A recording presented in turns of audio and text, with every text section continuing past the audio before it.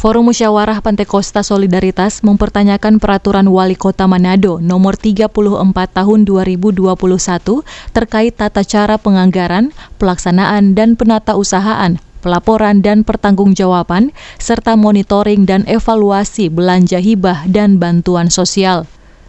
Dalam perwal ini, menurut FMPS, terjadi ketidakadilan. Pasalnya, ada salah satu denominasi gereja yang masuk dalam organisasi bentukan pemerintah untuk mendapatkan dana hibah.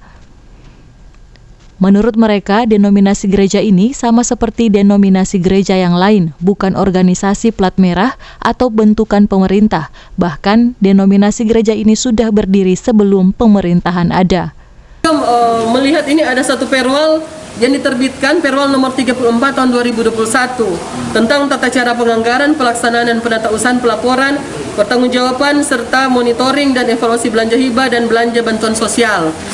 Nah, di dalam perda ini ditandatangani oleh perwal ini ditandatangani oleh Bapak Wali Kota Manado pada tanggal 23 November 2021. Nah, di sini yang menjadi pertanyaan kami, di sini dikatakan bahwa ada badan lembaga dan organisasi kemasyarakatan bentukan pemerintah.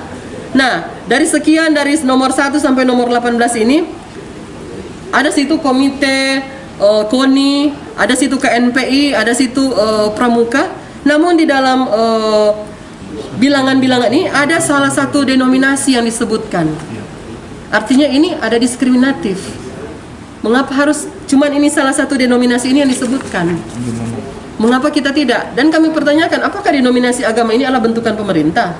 Yang setahu kita, kalau gereja atau denominasi agama itu bukan bentukan pemerintah. Dalam penyampaian FMPS setelah mempelajari Perwal Manado nomor 34 tahun 2021, organisasi penerima hibah di luar bentukan pemerintah maksimal 20 juta per tahun, sementara penerima hibah yang merupakan organisasi bentukan pemerintah bisa mendapat 20 juta lebih. Hizkia Waran Kiran melaporkan untuk Kawanua TV.